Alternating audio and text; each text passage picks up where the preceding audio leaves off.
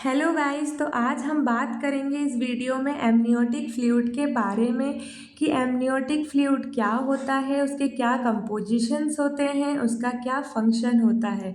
तो चलिए हम वीडियो स्टार्ट करते हैं और आपको बताते हैं कि एमनियोटिक फ्लूइड क्या होता है।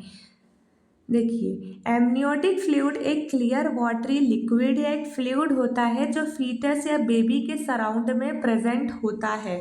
यूट्रस के अंदर एमनियोटिक मेम्ब्रेन होती है। एमनियोटिक मेम्ब्रेन के अंदर एमनियोटिक फ्लूइड भरा होता है। उसी एमनियोटिक फ्लूइड के अंदर बेबी होता है। अब वो उसका काम क्या होता है? उसका काम ये है कि वो बेबी को प्रोटेक्शन प्रोवाइड करता है, न्यूट्रिशन प्रोवाइड करता है और सेफ इन्वायरमेंट प्रोवाइड करता है, जिससे बेबी का प्रॉपर ग्रोथ एंड डेवलपमेंट हो सके। अब हम बात करेंगे कि normal level of amniotic fluid कितना होता है। तो the amount of amniotic fluid vary कर सकती है प्रेगनेंसी की कौन से ट्राइमेस्टर में। किसी ट्राइमेस्टर में एमनियोटिक फ्लूइड बढ़ रहा है, कुछ ट्राइमेस्टर में एमनियोटिक फ्लूइड कम हो रहा है। तो अब हम देखते हैं कि कौन से ट्राइमेस्टर में कितना एमनियोटिक फ्लूइड होता है। तो फर्स्ट ट्राइमेस्टर में अराउंड 15 ml एमनियोटिक फ्लूइड होता है। सेकेंड ट्राइमेस्टर में 400 to 800 ml एमनियोटिक फ्लूइड होता है। थर्ड ट्राइमेस्टर में 800 to 1000 ml of amniotic fluid होता है।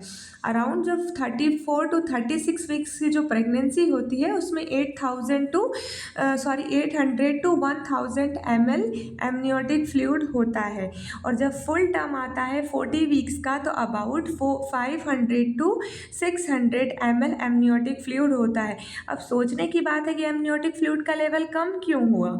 तो एमनियोटिक फ्लूइड का लेवल इसलिए कम हुआ, ये एक नेचुरल प्रोसेस होती है। जैसे जैसे प्रेगनेंसी आगे बढ़ती जाती है, लास्ट ट्राइमेस्टर चलता है, तो वैसे ही एमनियोटिक फ्लूइड का लेवल कम होने लगता है। या ये कह सकते हैं एमनियोटिक फ्लूइड ही लीक हो रहा हो, इस वजह से भी हो सकता है। या कह सकते हैं प्लेसेंटा में एजिंग हो गई हो। ठीक है, एजिंग के कारण प्लेसेंटा में एमनियोटिक फ्लूइड का प्रोडक्शन कम हो रहा हो, तो इस वजह से एमनियोटिक फ्लूइड का लेवल लास्ट ट्राइमेस्टर में 40 वीक्स में कम देखने को मिलता है। अब हम बात करेंगे कंपोजिशंस ऑफ एमनियोटिक फ्लूइड का। किन किन चीज़ों क्या क्या चीज़ें होती हैं एमनियोटिक फ्लूइड के अंदर। जो मेन कंपोनेंट होता है एमनियोटिक फ्लूइड के अंदर वो होता है water. 98 to 99% amniotic fluid water से मिलके बना होता है। फिर उसके अंदर होता है इलेक्ट्रोलाइट्स जैसे सोडियम, पोटेशियम, कैल्शियम। उसके अलावा प्रोटीन होते हैं, कार्बोहाइड्रेट्स होते हैं जो फीटल के ग्रोथ एंड डेवलपमेंट में हेल्प करते हैं। लिपिड एंड फैटी एसिड होते हैं जो ब्रेन के डेवलपमेंट में हेल्प करते हैं। कुछ हार्मोन्स होते हैं जैसे एस्ट्रोजन, प्रोजेस्ट्रॉन। फीटल सेल्स होती हैं जो जेनेटिकल टेस्टिंग में हेल्प करती हैं। और कुछ वेस्ट प्रोडक्ट होते हैं जैसे यूरिया या केराटिन। ठीक है, आई होप आपको यहाँ तक समझ में आया हो। अब हम बात करेंगे एबनॉर्मेलिटीज़ का। अभी मैंने आपको बताया था कि नॉर्मल लेवल कितना होता है एमनियोटिक फ्लूइड का, बट कुछ कंडीशन में क्या होता है कि एमनियोटिक फ्लूइड का लेवल बहुत ज़्यादा हो जाता है, जिसे हम पॉलीहाइड्रा एमिनोसिस कहते हैं। और कुछ कंडीशन में एमनियोटिक फ्लूइड का लेवल कम हो जाता है, जिसे हम ओलिगोहाइड्रा एमिनोसिस कहते हैं। अब हम इसके बारे में डिटेल में पढ़ेंगे कि पॉलीहाइड्रा एमिनोसिस कैसे हुआ, किन कारणों से पॉलीहाइड्रा एमिनोसिस देखने को मिल रहा है, या किस कारणों से हमें ओलिगोहाइड्रा एमिनोसिस देखने को मिल रहा है। तो सबसे पहले हम बात करेंगे पॉलीहाइड्रा एमिनोसिस। पॉलीहाइड्रा एमिनोसिस का मतलब होता है एक्सेस एमनियोटिक फ्लूइड। हमारी बॉडी में एमनियोटिक फ्लूइड का लेवल ज़्यादा हो जाना ही पॉलीहाइड्रा एमिनोसिस कहलाता है। क्या कब कौन सी कंडीशन में पॉलीहाइड्रा एमिनोसिस हम कहेंगे। तो पॉलीहाइड्रा एमिनोसिस एक ऐसी कंडीशन होगी जब मदर के बॉडी में 2000 ml से ज़्यादा एमनियोटिक फ्लूइड हो जाता है। उस कंडीशन में हम पॉलीहाइड्रा एमिनोसिस कहते हैं। किस कारण से पॉलीहाइड्रा एमिनोसिस देखने को मिलता है। मैटरनल डायबिटीज़, मदर को डायबिटीज़ की प्रॉब्लम है, मे बी जेस्टेशनल हो सकती है या प्री एग्जिस्टिंग हो सकता है। ड्यूरिंग प्रेगनेंसी उसे डायबिटीज़ की प्रॉब्लम हुई या उसे पहले से ही डायबिटीज़ की प्रॉब्लम थी, इसके कारण हमें पॉलीहाइड्रा एमिनोसिस देखने को मिलता है। सेकेंड है fetal abnormalities. Fetal abnormalities, fetus में कोई प्रॉब्लम है जिसके कारण एमनियोटिक फ्लूइड का लेवल बढ़ रहा है। कहते हैं ना कि बेबी यूरिन पास करता है, उस एमनियोटिक फ्लूइड में पहले स्वेल करता है, फिर उसे एक्सेल कर देता है, पास करता है, जिससे एमनियोटिक फ्लूइड का लेवल मेंटेन रहता है। बट इसी कारण से फीटल में कोई एबनॉर्मेलिटीज़ है, उसके कारण हमें पॉलीहाइड्रा एमिनोसिस देखने को मिलता है। थर्ड है हमारा ट्विंस प्रेगनेंसी। ठीक है, ट्विंस एक ही टाइम पे 2 प्रेगनेंसी हुई है, ट्विंस बेबी हुए हैं, उस कंडीशन में भी हमें पॉलीहाइड्रा एमिनोसिस देखने को मिल सकता है।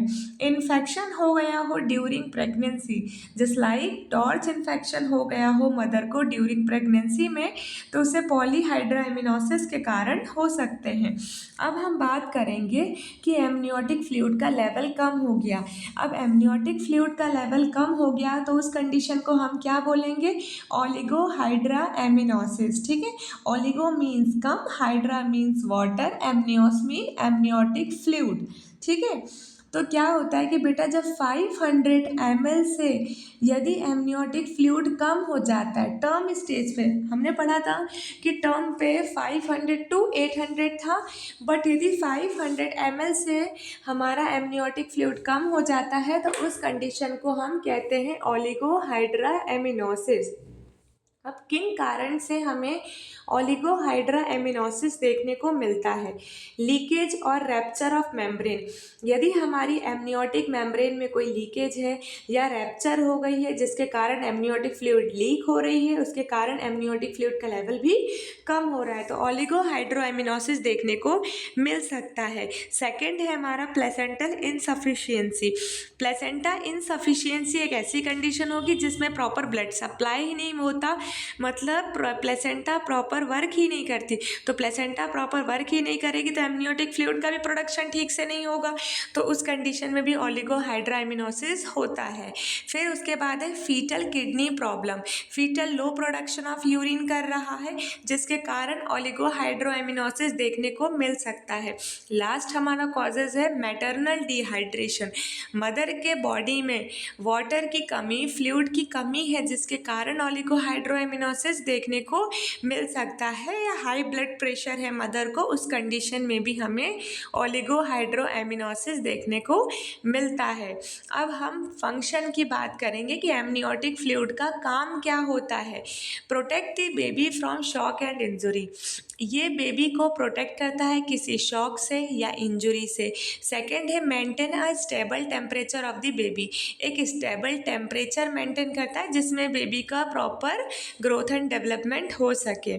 थर्ड है हमारा allow free movement for muscles development. Freely baby move कर सकता है एमनियोटिक फ्लूइड के अंदर और प्रॉपर मसल्स डेवलपमेंट भी हो सकता है। फोर्थ है हमारा prevent umbilical cord compression. Umbilical cord में दबाव ना पड़े, वहाँ पे प्रॉपर इतनी स्पेस होती है तो प्रिवेंट करता है एम्ब्लाइकल कॉर्ड के कंप्रेशन को। उसके बाद है हमारा provide essential nutrients and hormones.